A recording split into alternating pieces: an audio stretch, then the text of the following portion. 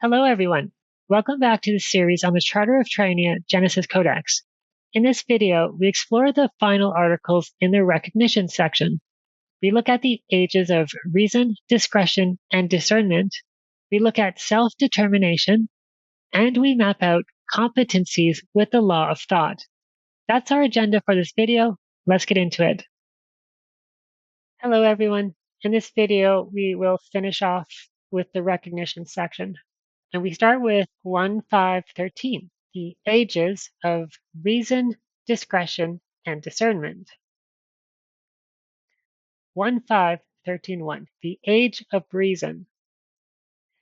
The age of reason is that age when a triune self consciously understands the functions of what to do and what not to do, how they relate to their rightness mind and to self-government from within, and are able to accept and endure the responsibility and consequences for their actions. So there is an age that you can get to where you have started to use your reasoning mind and your rightness mind, and you're working with them together. And that's why it's called the age of reason, because you can reason about things. And since the reason mind and the rightness mind, they're both mental functions, one, and two, they're both polarities of the same mental part of yourself, the larger mental part. They have to work in alignment in order to properly think along the lines of what to do and what not to do. And when you can do that, we say you have achieved the age of reason. And it's critical to understand that this is a moral thing as well. Learning how to live with morals is going to be inherent in how you do this because the rightness mind is a core function of how morality works. And so, as a consequence of that, you're able to accept and endure the responsibility for your actions and their consequences. When you achieve this age, and it can be, you could do it when you're young, you could be 40 years old when you get to this age, you may never achieve it in your life. That's also possible. And we might say that, in fact, most people don't achieve it because of their upbringing and damage they may have occurred in their youth. Generational abandonment issues are a thing. Thus, they got to spend most of their lives repairing that damage before they're able to get to this age. This age requires your thinking process to be properly working so that these minds can work the way they're supposed to work, so that the core trait of what this age is can actually be represented in your being, can actually function in your being, so you can embody it so that it becomes a meaningful achievement. This is a milestone of growth. Everyone ideally should achieve it, and we hope they do. Presently, not everyone can, but without being conscious of it, they won't have hope. So we recognize this so that our people know that it is possible to get here. And then from here, having achieved it, a whole bunch of new doors open up for people of this age. And to be clear again, there are ages or milestones in development that can be achieved that are beyond the typical milestones we normally think about growing up, like puberty, graduation, 25 years old, your brain is developed. Those are some ages. Here is another one, but it's not a static age. It can happen at any point in somebody's life. It's a quality that arises when their thinking has reached a certain point and they're able to accept the responsibility and consequences for their actions, which they can do because they use their rightness and reason minds together. And so that's what all of the ages in this section are, all different recognized ages that occur at various points in development, each of which opens doors for that triune self. So the next one is the age of discretion. The age of discretion is that age when a triune self consciously understands the functions of realization, reasonableness, and judgment, how they relate to their reason mind and to self-government from within, and are able to accept and endure the responsibilities and consequences for their actions. Okay, so we're being a little bit more specific than what I just said. I was talking about both of these together as one. Actually, One of them seems to be talking about is specifically focused on the rightness mind. That's the age of reason. And the second one is age of discretion is about reasoning, qualities that arise from reasoning and discretion. So the age of reason was on functions of what to do and what not to do as a consequence of proper thinking. And the age of discretion is on the functions of realization, reasonableness, and judgment, also as a consequence of proper thinking. And then both of these have a responsibility and a consequences feature to them for your actions. And then when having achieved both of those, we have a third one, the age of discernment. The age of discernment is that age when a Triune Self consciously understands how to test new information for truth and law against the knowledge set they built, specifically where that knowledge set is correct and accurately anchored in universal law. The Triune Self can discern truth from fiction for any subject.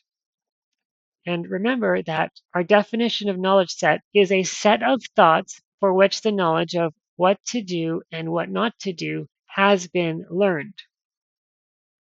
And so when you're able to work with your knowledge set effectively, you've already achieved the age of reason because you're using that feature and you're working with the age of discretion. Now you're combining them and getting the age of discernment.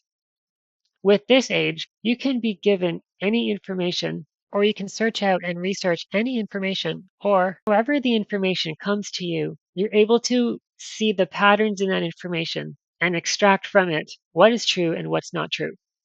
And I would suggest that the best way to do that is to have multiple thoughts together or multiple sources of whatever the information is together, and then you look at the patterns in them. The thing that's common to all of them, that's probably the true part. And the outliers, that might be fluff and propaganda. So you can discern truth from fiction for any subject when you achieve this age. It's an age about advanced thinking abilities because you're working with knowledge that you know is accurately anchored in universal law. This anchoring in law is very important. Let's say the universe has a fractal quality to it. Everything is kind of in everything else, at least as far as behavior and expression and the abstract laws. They see this in various phenomena. A common example is the diagram of the atom is very similar to that of the solar system. So the patterns inherent in how an atom works are the same patterns inherent in how the solar system works. Whatever pattern that is, let's say it's a law of the universe. We see it at the large scale, we see it at the small scale. We know, therefore, that that is a law. And then if we see something else that also behaves that way, that third thing we can discern as being true because it's anchored in a law that we already know. That's what anchoring in law means. And so our knowledge is anchored into a law that we already know.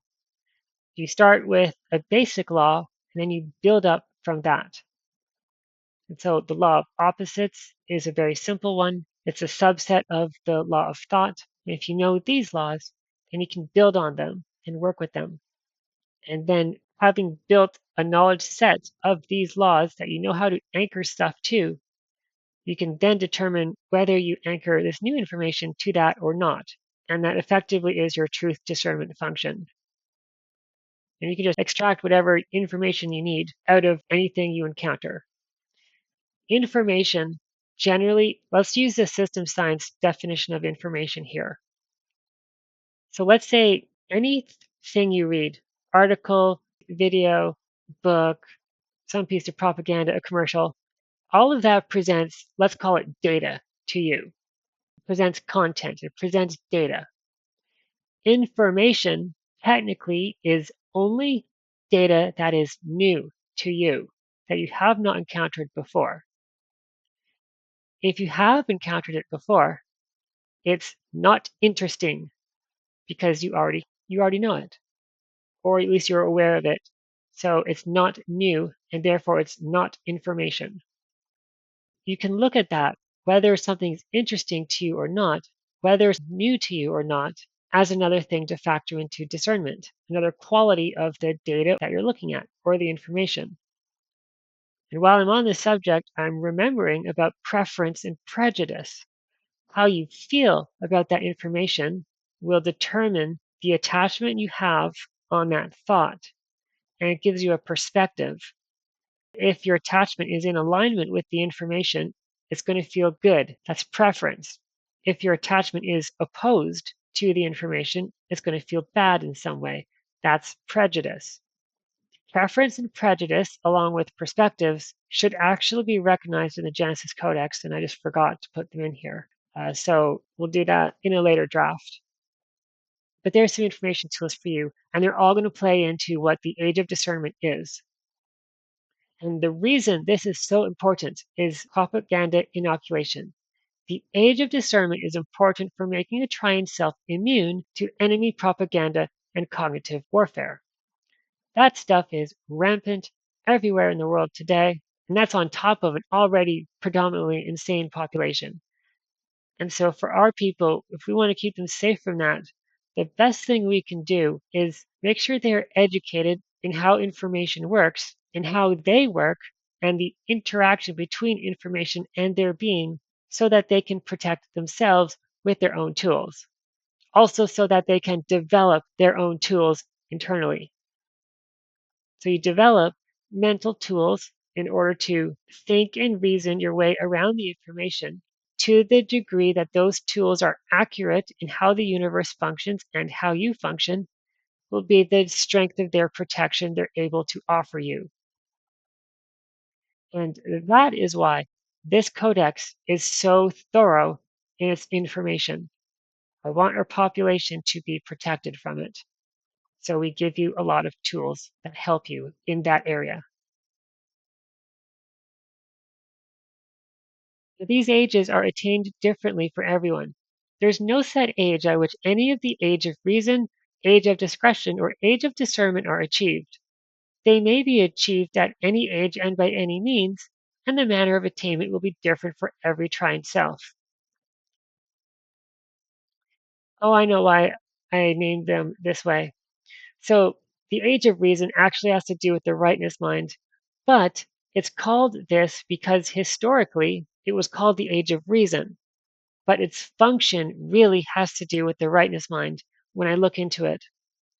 And so we've kept the naming so that it can be consistent historically and tie into other phenomena that are related to the age of reason. But here it actually is working with the rightness mind, technically. Age of discretion is the same thing for the reason mind. There is an age out there that exists, historically called discretion, and it's actually about using the reasoning mind. And of course, discernment uses both and it adds additional functionality. Attained differently for everyone. Some Triune cells will go their entire lives without having achieved any of these ages. It's sad, but it's true. The ages vary greatly. Some ages might be achieved as young as 6, while others might take 40 years to achieve, if at all. Conscious use of the minds and knowledge set is emphasized in attaining these ages. It's not enough just to develop a thinking pattern and then use it without being conscious of what you're doing. You must be conscious in the processes of using the rightness mind, of using the reason mind, and of discerning. And I say as young as 6 because it's always possible you get some advanced soul in a young body. They'll still have to develop themselves properly, but if they're given every advantage in life to be able to develop themselves properly, there's no reason those minds can't work when they're young. And I would say that the only reason they don't is because they're not raised properly. They're not taught properly. They don't even know what they are, but they can if given the opportunity. And so, parents, the duty of a parent is much higher than is currently practiced. And this all goes back to they don't know what they're doing. Some of them try their best, others don't try at all. Now, here's why we focus on these ages. True freedom requires every age. For a Triune self to claim true freedom, it must have attained every age: the age of reason, the age of discretion, and the age of discernment. Here's why. Lacking any of these ages will make the Triune Self vulnerable to forces and unwanted destinies that would otherwise be checked and prevented by the attainment of these ages. The Triune Self cannot claim to be truly free if it is controlled by an external force, no matter how subtle. And so these ages are another tool that protects you from coercion. Because if I can coerce you, I can get you to do anything I want. And if you're doing what I want you to do, you're not free. And maybe what I want you to do is probably not in your best interest. And so that's not how freedom works. And society is built around this kind of concept, built around telling everybody else what to do and getting everybody to do things they don't want to do. That's insane. It's juvenile and infantile. And when you have those qualities in a society, nobody in that society can truly be free. They have to rise above it. They are trying their best with what they have, but what they have doesn't truly make a proper enlightened society. And that's why everything's falling into tyranny. A truly free society looks very different from the way the world works today. You don't know what it is because all you know is tyranny, technically. And so this codex, it sets a standard that is higher than what you currently know. And it does it through higher resolution of the information about the universe that we have to work with and that is currently available. Existing founding documents are generally fairly simple. They express basically a list of desires. Don't steal from everybody. Don't kill anybody. We'll all be free and we'll all respect each other. And this is going to be our nation. A simple list of desires. Maybe there's a tort claim as well thrown in there to get away from whoever was doing the tyranny beforehand. But we're not taking a simple approach. We're taking a more, let's get into the details and arm our people with the whys and the hows, give them some structure that they can navigate. And then with all that information, we lay a good foundation upon which the society can build itself up to a higher level than has been achieved before. Now we get into self-determination. Self-determination is a right recognized in international law. It is arrived at through various treaties that have been recognized across all the nations, and it is the path of exiting your society and creating a new path forward for yourself. Let's get into that. This is Triunia's recognition of self-determination. So 15141, self-determination. Every Triune self is free to quit its society and find a new path forward for itself.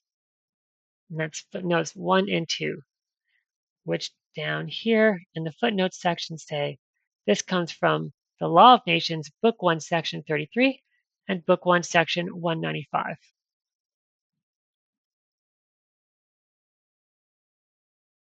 So it's recognized in international law. It's recognized in the Law of Nations.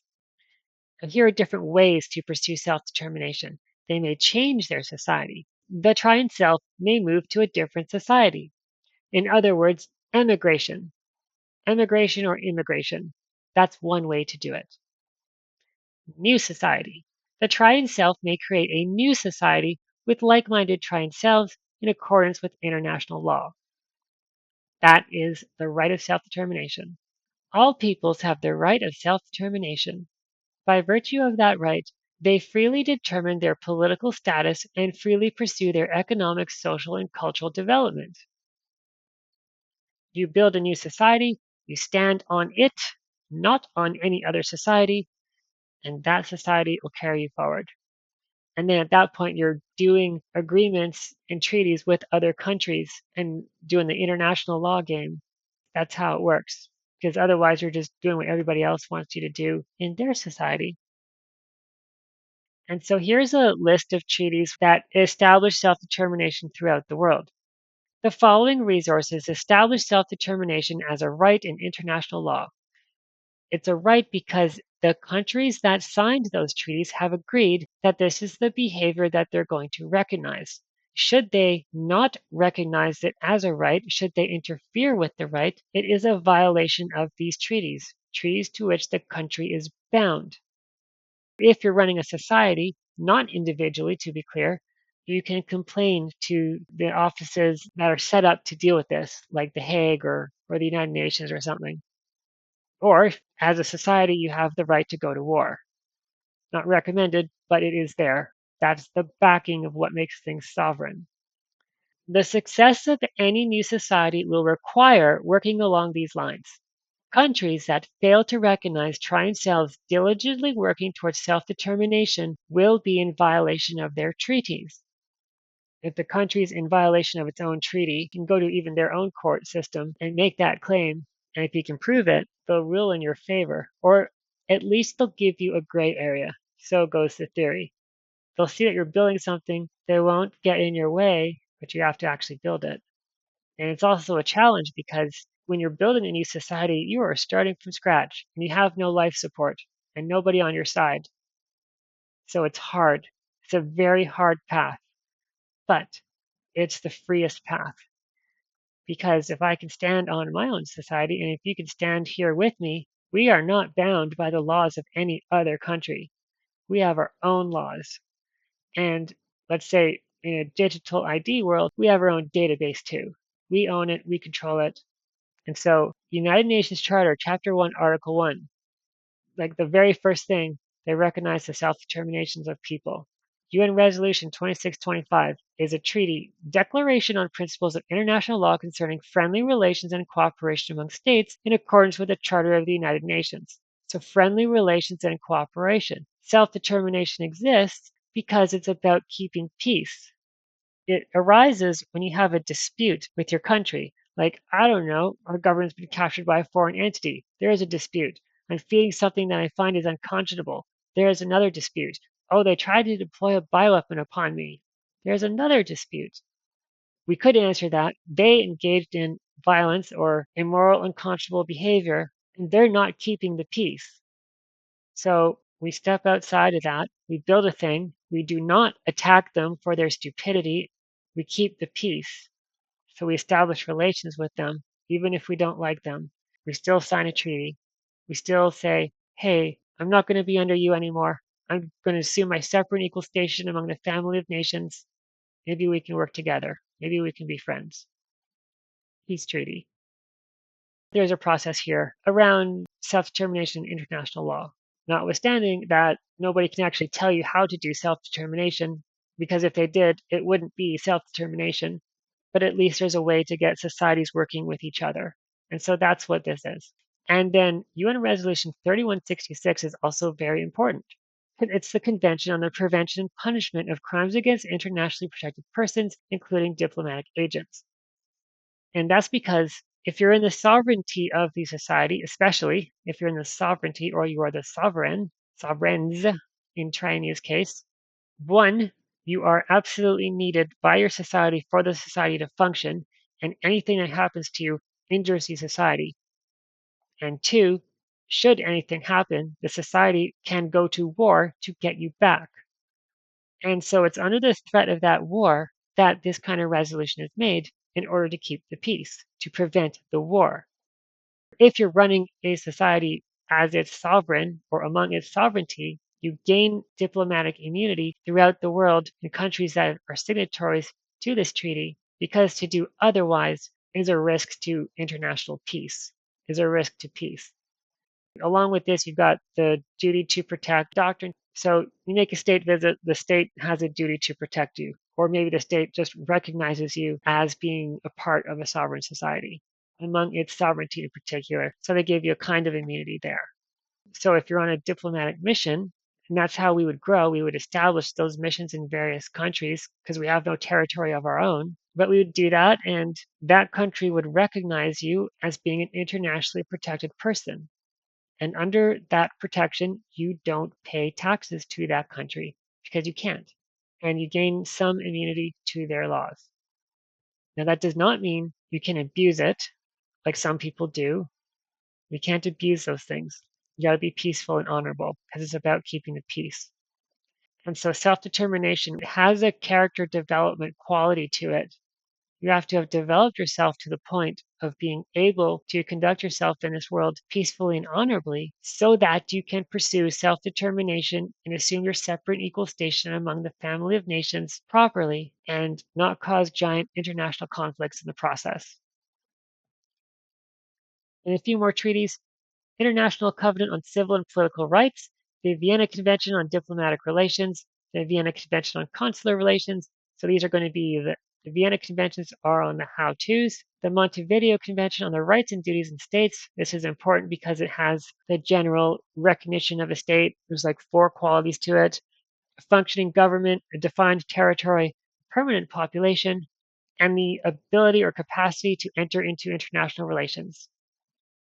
Ideally, you need all 4 in order to gain proper recognition. And on the strength of that recognition, you've got your sovereignty and immunity. That is how you become truly free on earth, by getting yourself into that position. But you need a vehicle to get there, which Triunnia is, and you need character development to get there. Otherwise, you're going to fail. That's why we're so big on character in Triunnia. And this idea of pacta sunt servanda, all agreements shall be kept. These are the agreements that have been made by countries to date. They're all going to be kept because to do otherwise is dishonorable and will create conflict and violence. Exile. So more on self-determination. The triune self may choose exile or not belonging to any society and venturing into the wilderness. And that used to be what people would do 100 or 200 years ago or further in the past if they hated their society. They would have just moved elsewhere and left it. And that might have made sense at that time. It doesn't make sense today because the entire planet has been colonized. Today, it might look like moving into the ocean or into the sky and establishing territory there, or on the moon or something, or underground. But what was once exile is now self determination in international law. And so it's got this whole state building thing behind it. But it is a right established by all these agreements. Every society recognizes it.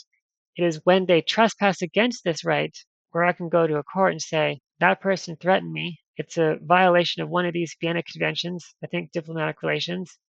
UN Resolution 3166, the internationally protected persons, goes into the Vienna Convention on Diplomatic Relations. There you get your immunity. And so if anybody threatens me in the society, the country's in violation of this treaty, and therefore it's a crime, codified in that country's laws. And I just say that to a judge, and there you go. So that's how immunity works. 15141D, no codification. Whichever path a triune self chooses, it is unique to that being, its environment, and the circumstances of its life, and cannot be thusly codified. You cannot codify self-determination, because if you do, it's not self-determination. And the other reason is, if you did, you could create a tyranny, and then there's no way out of the tyranny. This self-determination path is the only way out. And so as long as it's there, somebody is free to access this path and set course in a completely new direction that nobody's ever thought of before. That option is preserved. That possibility is preserved by doing this. And it's also respectful because other people who know this stuff, they've had to do what I'm doing. And then one day in the future, somebody's going to do what I did. And thus I set this law in order to respect their choices in the future.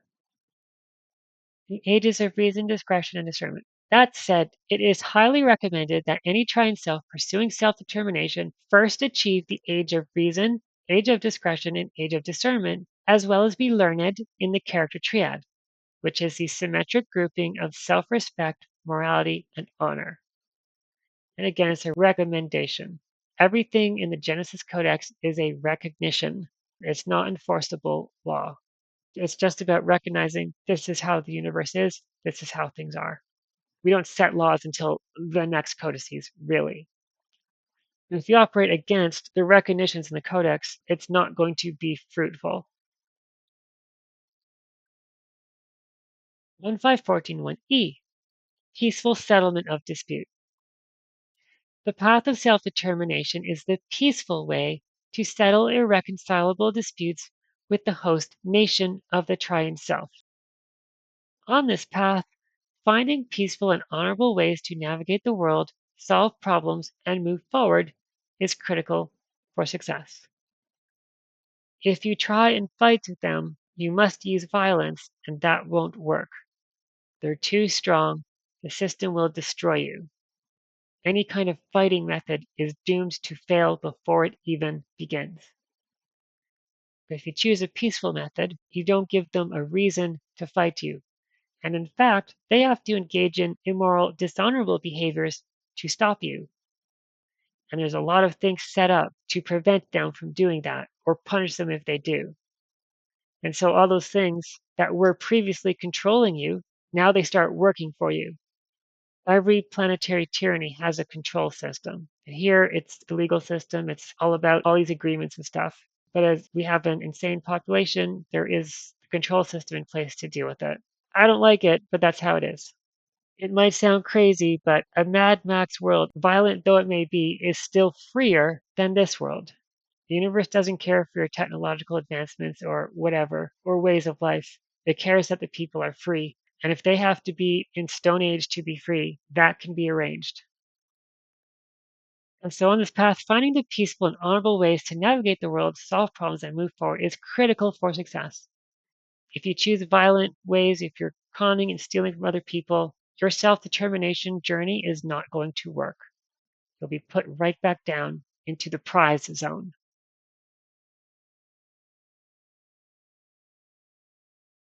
Last section here, competencies with the law of thought. So we want to recognize this because there are tiers to human thinking, and the greater tiers lead to more advanced policies, which are beneficial to our society. So we want people to start thinking better and better and better. Again, for the policy reason, also so that it creates a healthy population because we have a mission to not just break tyranny, but also uplift the people and repair mental health damage. And that can only be done by allowing people to think better and encouraging them to think better. And if they don't have a way shown to them of just how much better and more powerful thinking can be, they won't know it. They won't know what they can do. They won't at least have a clue. So we want to shine a light on a possible journey for them, though they may take any journey that they want, of course.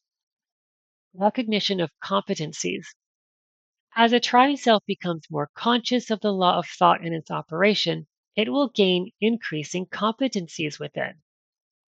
So the more you work with it, the better you get at it. And that's beneficial to you.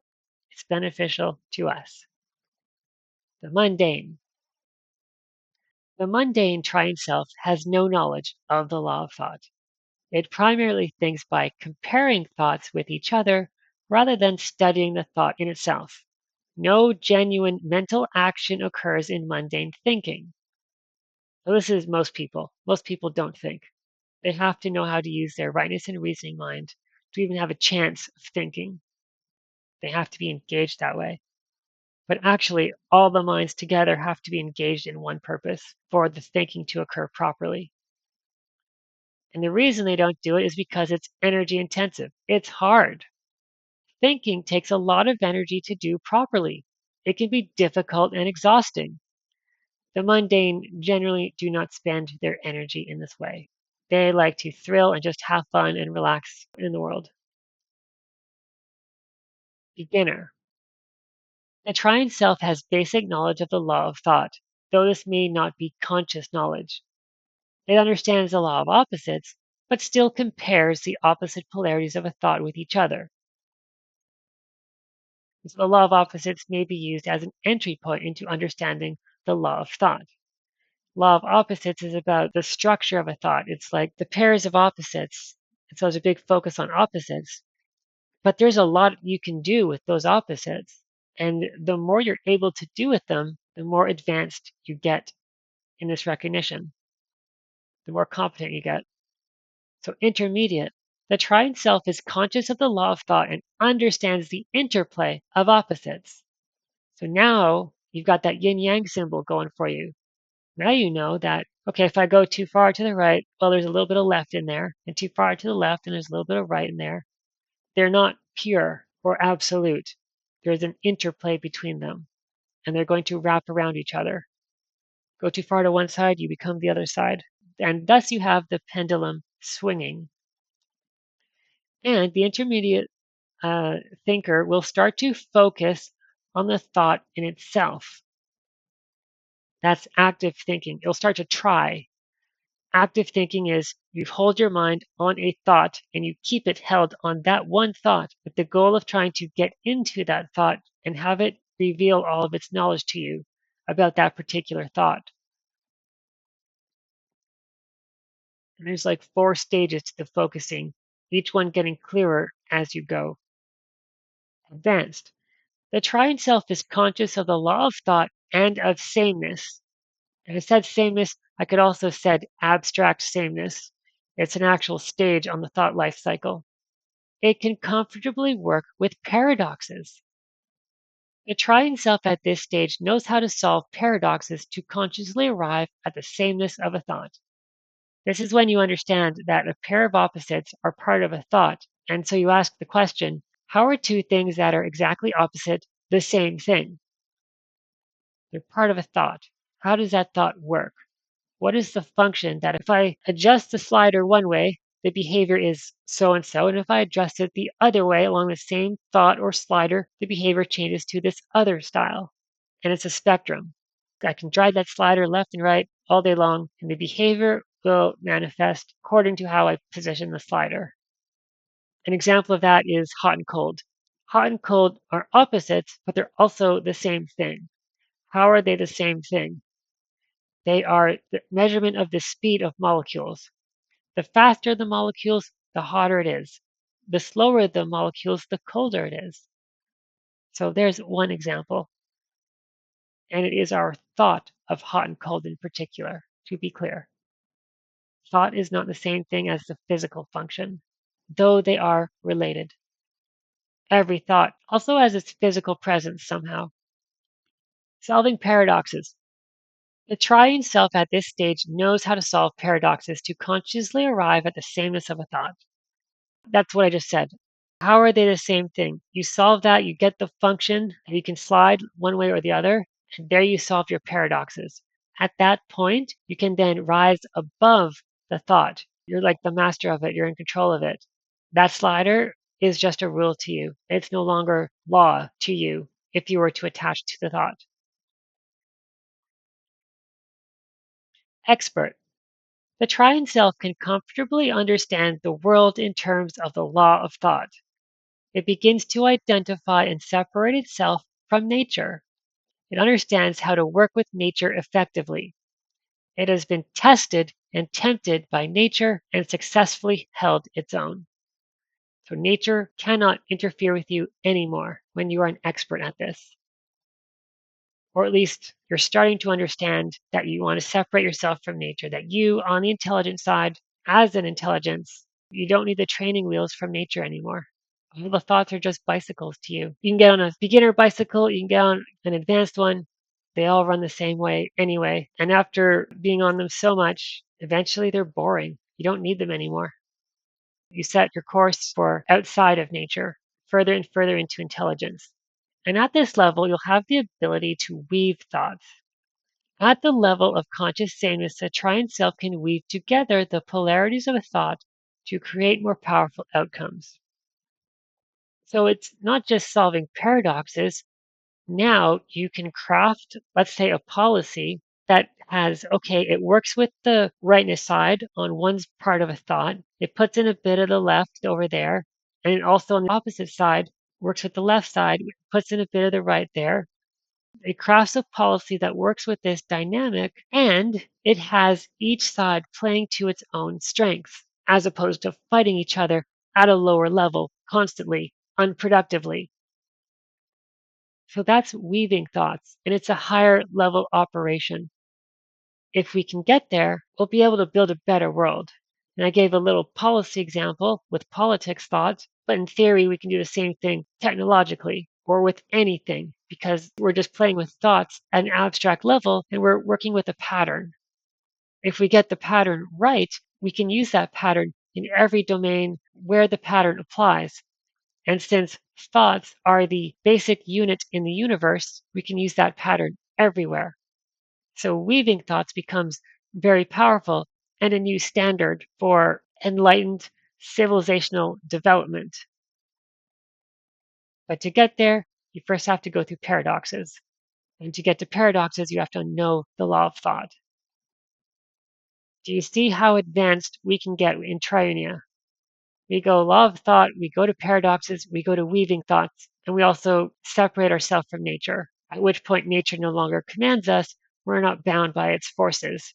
We command nature, we command its forces. And so they work for us. In theory, we can get there. And then the master level.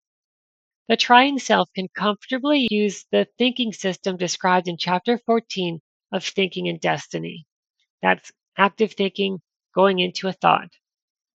It can enter into any thought when desired, so you can do it at will. It has become conscious of consciousness. That's something Percival himself did. And so you have to do it too if you're to get to this level. It has fully identified and separated itself from nature. And that's a requirement for the next step. It has or is near to achieving conscious immortality. Congratulations, well done to you if you make it this far. And to help you get that far, we're building this society because planetary tyranny prevents you from progressing along this path. And that is an absolute crime and an absolute tragedy to everything that is human, to the sanctity of the human and of the triune self. It's just an absolute, despicable, unconscionable crime. It's a great honor to be able to dismantle tyranny in any way I can. It's the greatest act of service I know. And thus we have the Genesis Codex and the foundation for a new, more advanced society that we can bring to humanity. Thank you for watching this video, and I hope you found it interesting and inspiring. There is a solution to tyranny. This is it. Your best thinking brought you here. The system's purpose is what it does. It's time for better thinking and a better system. In this video, we explored the final articles in the recognition section. We looked at the ages of reason, discretion, and discernment. We looked at self-determination, and we mapped out competencies with the law of thought. The next video will be the final video in the series where we'll look at the supplemental section of the Genesis Codex. It should be posted in a week or two, but subscribe to be notified anyway because there is no regular posting schedule. Thank you for watching. I'll see you next time.